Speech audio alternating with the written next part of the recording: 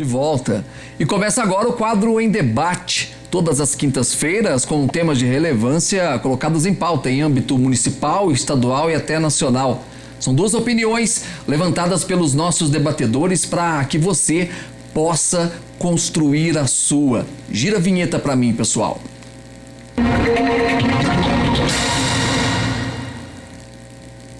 Hoje nós vamos falar sobre o salário mínimo de 2021, que teve o valor atualizado e já está valendo, inclusive. Vamos falar também sobre como se organizar para pagar as contas de início de ano. IPTU, IPVA, material escolar, taxa de matrícula das crianças, são muitas as despesas. Já no estúdio, o economista e empresário Lucas Sucena. Boa tarde, Lucas. Bem-vindo ao Em Debate. Obrigado, Paulo, pelo convite. Sempre um prazer estar com vocês aqui. Também o coordenador do curso de administração da PUC Poços, professor Vinícius Generoso Monteiro. Boa tarde, professor. Boa tarde, Paulo. Obrigado pelo convite. É sempre uma satisfação estar aqui com vocês. Muito obrigado. E já está vigente o novo valor do salário mínimo 2021. O novo mínimo nacional começou a valer no dia 1º deste mês. O valor agora é de R$ 1.100, um aumento de 55% em relação ao ano passado, instituído por meio da medida provisória 1021 de 2020. O valor foi atualizado agora pela terceira vez pelo governo federal. A primeira pergunta é, na opinião de vocês, R$ 55 a mais no bolso do trabalhador refresca alguma coisa, Lucas? Eu começo com você. Eu pergunto até porque, já que os itens de utilidade básica no supermercado, na padaria, nas drogarias, estão caríssimos. Refresca alguma coisa? Nunca vai ser o suficiente, né? Mas com certeza refresca, né? Pela atual situação que a gente está passando, o governo conseguir alguma alta que seja, acho que pode se comemorar, sim. E aí, professor Vinícius? Sem dúvida é uma correção, né? Apesar de estar muito aquém do que a gente tem percebido da inflação real no dia a dia, né? A diferença entre a inflação que o governo anuncia, os índices que são apresentados e aquilo que o consumidor realmente verifica no dia a dia. Mas já é uma correção, sem dúvida nenhuma vai aliviar alguma coisa assim. Muito bem. A gente ouve falar muito que Poços de Caldas é uma cidade cara para se viver. Uma cidade turística, universitária também, com muitos atrativos. A pergunta que eu faço agora para o professor Vinícius, depois o Lucas pode até emendar também. É possível viver com um salário mínimo aqui em Poços de Caldas? Tem que fazer um malabarismo, professor? Sem dúvida nenhuma. É praticamente impossível viver bem, atender todas as necessidades com um salário mínimo, né? Não só aqui em Poços de Caldas, aqui passa a ser um pouco mais caro, né, o custo de vida, mas em função de uma renda um pouco mais reduzida, mais limitada aqui que o município talvez possa proporcionar. Mas tem um estudo do DIEESE, né, que serve como uma referência para a gente, não que necessariamente seja uma informação fidedigna, mas serve como uma boa referência, que diz que uma família hoje, com 5 pessoas, precisaria de cerca de R$ 5.300 para sobreviver e passar o mês todo. Então a gente vê uma distância muito grande. Não é fácil. Tem que fazer muito malabarismo para viver com R$ 1.100 agora. Realmente esse valor fica muito abaixo do que seria necessário. Eu acho que 5 mil também é um pouco exagero por parte do DIEESE, mas são estudos que eles fazem. Mas realmente, uma família hoje com R$ 1.100 para pagar aluguel, para pagar água, luz, comida, realmente é uma luta para conseguir empatar ali o orçamento. Muito bem. O valor fixado em lei do salário mínimo, ele deveria ser capaz de atender às necessidades vitais básicas do trabalhador. O professor Vinícius até citou isso agora, né? É difícil uma família sobreviver com esse valor. Falando ainda, Lucas, do aumento, né, dos R$ 55, e aí até trazendo para o campo que você atua, que é o campo do investimento realmente. Se sobrasse esse dinheiro, daria para a pessoa investir e ainda ter lucro com isso? Sempre dá, sempre tem produto que dá para investir, né? A gente fala que mais importante do que o fator em relação a valor é o fator de estar investindo, né? De ter alguma coisa, de ter alguma sobra. Se ela vem de um orçamento de 1.045, que era o salário antigo, e hoje teve uma sobra, a gente entende que tem um aumento de custos, mas na teoria ela conseguiria sim ter um aumento de R$ 55 na capacidade dela de poupança. Eu até na abertura, professor Vinícius, citei aqui, né, a chegada do ano novo, e é sempre tema de matéria, né? No jornalismo mesmo em todo o país, eu acho que no mundo todo, porque nessa época os boletos continuam chegando, só que contas, né, rematrícula da escola, o próprio IPTU que deve chegar em breve, o IPVA que já está disponível para pagamento, né, a compra do material escolar, enfim, são muitas as despesas, né, muita gente acaba se desesperando, às vezes até entrando ali no cheque especial para evitar, né, acabar endividado nesse momento. Na opinião de vocês, o que o trabalhador deve fazer? Paulo e o pessoal que nos assiste, eu uso muito a palavra planejamento, né? Nós precisamos nos planejar. 2020 não foi um ano fácil, muito difícil no sentido também de se programar, de se organizar. Muitas pessoas perderam renda, outras perderam emprego, ainda não conseguiram recuperar. Então, nesse momento, planejar é mais do que importante. Identificar todas as despesas, aquelas que são essenciais, que realmente não temos como ficar sem, como alimentação, habitação, né, moradia, né, a questão de saúde. Então, é muito importante conhecer todas essas despesas e planejar, ver o valor que vai ser gasto e procurar se organizar, né, estabelecer aí as prioridades, né? Então, é sempre importante. Quando fala-se em planejamento, fala-se em estabelecer prioridades. E aí, né, o trabalhador precisa ter consciência do que vai fazer. Então, é muito importante. Vocês falavam há pouco aí sobre a questão de poupar, né? Quem fez poupança lá atrás, né, conseguiu aplicar esse recurso aí num produto financeiro, sem dúvida hoje não tem tanta dificuldade assim para passar esse momento que nós estamos. Então, é muito importante se planejar, pensar em todas as despesas, considerar o valor da renda hoje, fazer os cortes necessários para conseguir passar esse momento. E aí, Lucas? Com certeza, o que o professor falou, né?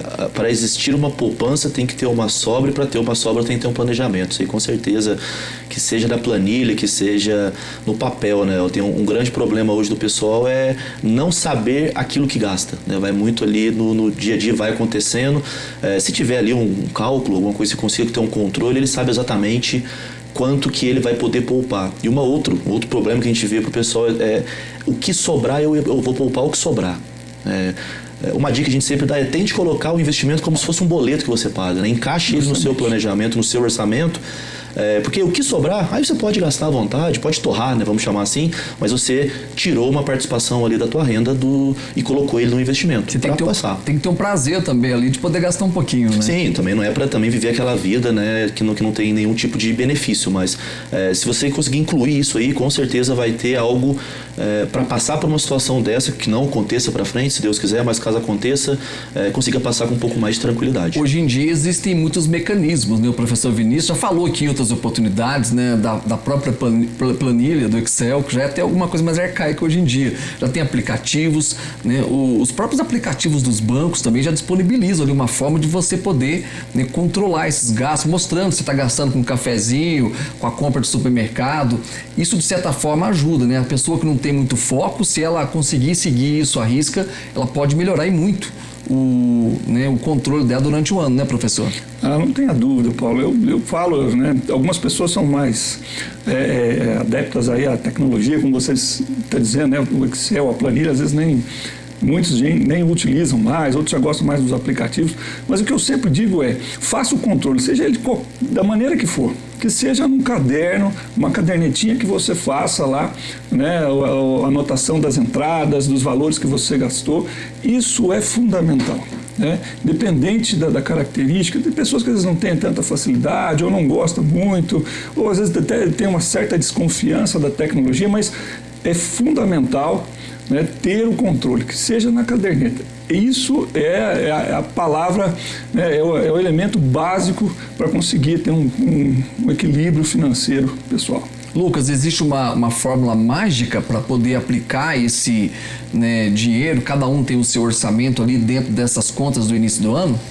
A fórmula mágica tem, basicamente é respeitar o perfil, né? Primeiramente sobrar e quando sobrar fazer o melhor uso desse valor também, não adianta colocar em qualquer coisa para não ter um retorno. respeitar o perfil, né? Quem quer correr risco, corra. Quem não quer, não corra. Quem não pode, não corra. Tem muito problema hoje de mídia, né? Muito youtuber falando disso, falando daquilo. Tem que tomar cuidado, porque o que é bom para mim não é bom para você, não é bom para o professor. Então, a regra é: siga o seu perfil e corra risco até onde você está disposto a correr. É uma pergunta que a nossa equipe recebe muito aqui através dos aplicativos. Pagamento das contas, parcelado ou à vista? Existe alguma fórmula melhor nesse caso, professor Vinícius? Olha, Paulo, as pessoas às vezes falam que é importante pagar à vista. Não, parcelado. Tem uma coisa que é muito importante as pessoas saberem, é o valor do dinheiro. Né? Qual é o valor do dinheiro que você está movimentando? Então, quando você fala em pagamento à vista, qual é o desconto? Né? Por exemplo, às vezes o IPVA e o IPTU são 3%. Em 3 meses, vale a pena? Precisa pensar. De repente, com aquele valor, você consegue, por exemplo, fazer uma compra à vista de um bem, um valor muito próximo, parecido, você pode ter às vezes, até 10% de desconto. Qual é que vale mais? Aquele que você está pagando à vista com 10%. Então, é preciso pensar, né, no valor do dinheiro. Uma outra coisa que é importante, quando a pessoa vai fazer essa análise, né, qualquer empresa que faz esse financiamento, ela é obrigada a informar o custo efetivo total da operação. Né? Vem aquela siglazinha CET, né? É sempre importante olhar isso, porque é aquele percentual que realmente você vai pagar de juros, de despesa ao final, né, daquela movimentação. E as pessoas nem sempre se dão conta, outros utilizam, não vamos falar aqui de má fé, mas até de uma linguagem para obter alguma vantagem, que é o seguinte: a taxa de tantos por cento, ou até algumas empresas colocam taxa zero no financiamento, mas tenha certeza que alguma despesa financeira você vai pagar. E isso é o que interessa, o custo efetivo total. Eu acho que perfeito as palavras do professor, né? Tem que fazer a conta ali, o que você tem desconto e o que você conseguiria, pegando esse dinheiro e investindo, né? Trazendo um pouco para o meu universo aqui, o que eu conseguiria. Eu conseguiria esses 3% em 3 meses? Não. No atual cenário de juros, nosso de jeito nenhum. Demoraria 1 ano e meio pegando o juro atual. Então, valeria a pena. Tem que fazer conta, é matemática, né? O que eu consigo de retorno em cima desse dinheiro tem que ser mais do que os 3%, por exemplo, que o professor falou.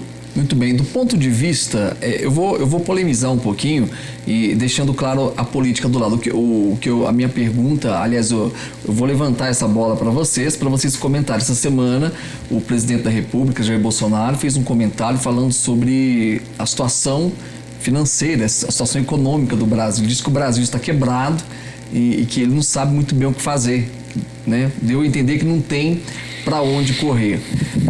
Do ponto de vista institucional, e depois eu quero saber também como que isso refletiu, Lucas, no mercado financeiro. A primeira pergunta vai para o professor Vinícius. Do ponto de vista institucional, como que isso pode atrapalhar o Brasil, né, no mercado exterior e também no mercado interno?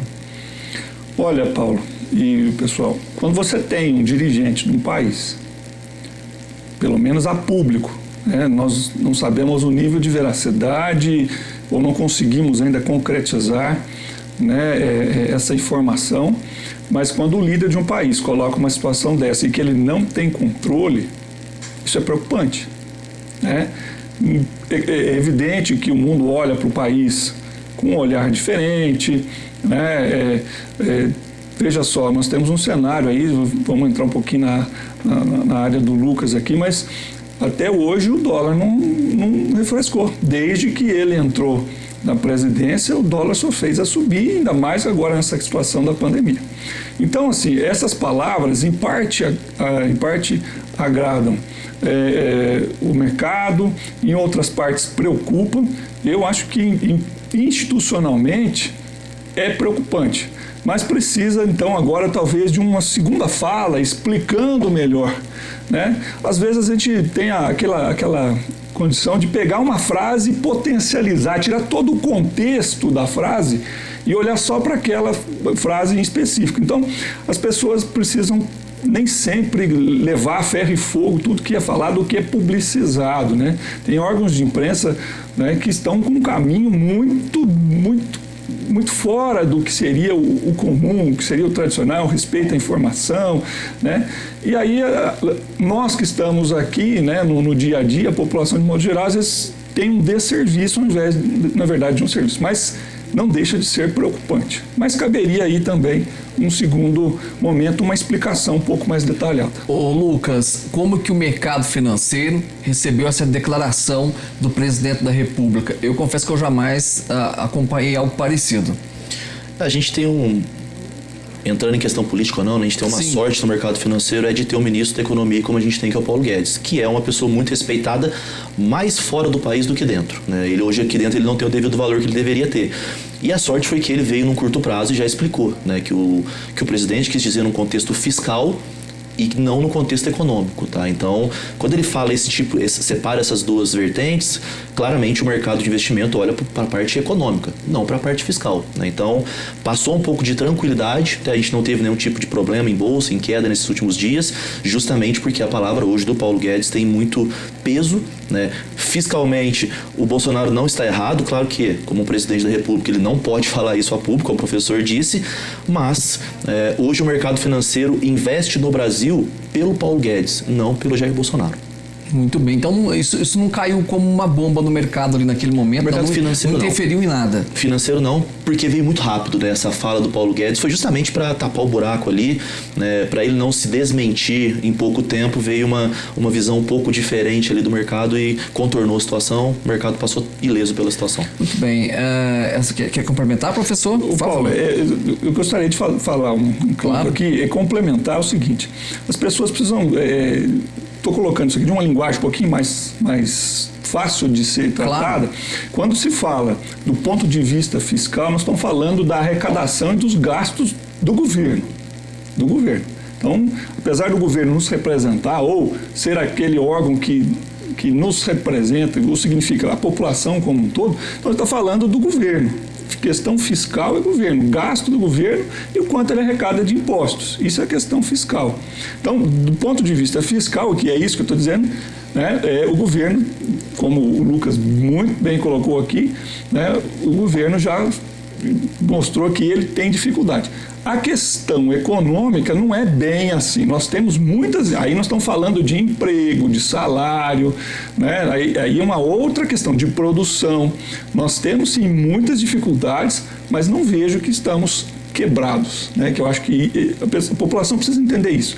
Fiscal, arrecadação e gasto do governo, econômico, a produção, os salários, né, as vendas, as empresas, de um modo geral. Falando em arrecadação, o governo chegou, né, a pasta da economia chegou a cogitar a criação de uma nova CPMF. Qual que é a opinião de vocês com relação a isso? Bom, eu sou totalmente contra. Contra? Eu sou contra. Eu acho que criar mais impostos não é o caminho. Nós temos um percentual grande de pessoas que não recolhem os seus impostos em função justamente da carga ser pesada, né? E precisa ver também um outro ponto, que tipo de imposto e o que ele vai bloquear, onde é que ele vai incidir. Quando se incide sobre o consumo ou sobre a produção, são coisas distintas, né? Então nós precisamos pensar em que vai ser incidido. Aquilo que é produtivo, eu sou a favor de não tributar. Facilitar a geração de renda, a criação de renda. Então, facilitar a vida, por exemplo, do empresário, na hora de pagar, de recolher os impostos, né? O consumo aí precisa ser pesado, estabelecer faixas, melhorar aí algumas coisas que precisam ser melhoradas. Talvez um pouco mais justa essa distribuição. Lucas? Eu vou na mesma opinião do professor. Eu acho que seria válido a criação de um potencial CPMF ou um potencial imposto, desde que fossem esgotados todos os tipos. Por exemplo, redução de salário de parlamentar, redução de verbas. Se tivesse sido reduzido tudo isso, não temos solução, aí não tem o que fazer. Mas tem onde mexer, né? Tem como reduzir muitos milhões ali em Senado, em Câmara, em vários lugares. Tem como fazer um pente fino em questão de imposto de renda, especialmente em empresas de parlamentares, e especialmente empresas grandes que fazem o que quer em relação ao imposto, aí sim, se não tivesse solução, criaria CPMF. Mas como o professor falou, não de quem produz. Existe uma preocupação grande também, até com relação ao fim do voucher Corona, né? Terminou agora, em janeiro já não tem mais. Como que essa massa, né, essa população que não vai ter acesso a esse dinheiro vai se virar também? Muitos deles estão desempregados nesse de ano, né, professor? Ainda temos uma parte significativa da população, né, que não conseguiu recuperar o emprego e, sem dúvida nenhuma, vai passar por dificuldades agora nesse início de ano, né, terminando aí esse benefício que foi concedido. E aí nós vamos ver como é que a economia vai reagir. A grande expectativa que nós temos é que em breve a gente consiga ter aí a vacina, mas ainda está uma grande incógnita, né, de quando é que isso vai acontecer para a gente poder retomar um ritmo normal. Eu quero agradecer a presença desses dois convidados. Sou fã do trabalho do Lucas, do professor Vinícius também. Lucas, eu deixo 30 segundos para que você possa deixar aí as suas considerações finais, até com dicas, né, relacionadas a investimento, a 2021 que seja próspero para todos. Sim, obrigado pelo convite, sempre uma honra estar aqui, como eu disse, com o professor, com você. É poupar, né? Não tem muito segredo. Essa situação já está acontecendo, a gente já está vivendo por ela, não tem como voltar atrás. Mas vão acontecer outras situações, talvez não nessa proporção, mas algumas outras situações individuais. E se você tiver ali uma reserva de caixa, uma tranquilidade, vai te dar todo o suporte necessário para essa retomada depois na sua vida. Eu falo em questão, por exemplo, a desemprego, por exemplo. Então, vamos aproveitar a situação, tentar tirar o máximo de proveito, ver o copo cheio e se preparar para uma próxima, porque vai ter, né? Infelizmente, o Brasil é assim, é uma montanha-russa. Sempre a gente vai ter algum tipo de problema. Muito bem, é com pura emoção, né, professor? Dicas para o nosso telespectador. Sem dúvida, né? Se não tiver emoção, parece que não tem graça aqui, né? Mas essa emoção está forte, né?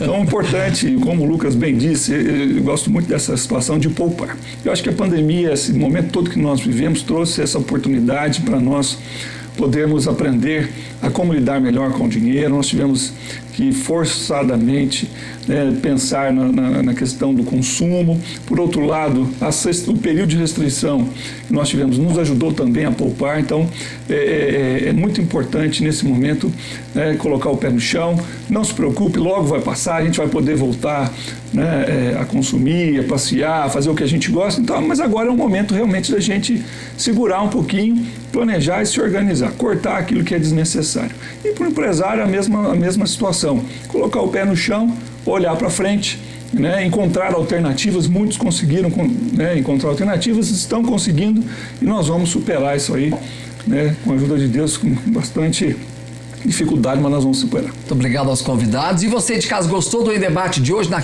próxima quinta tem um outro tema para que você possa ficar bem informado. Eu volto às 7 horas da noite ao vivo com a edição do Plantão 47. Até lá!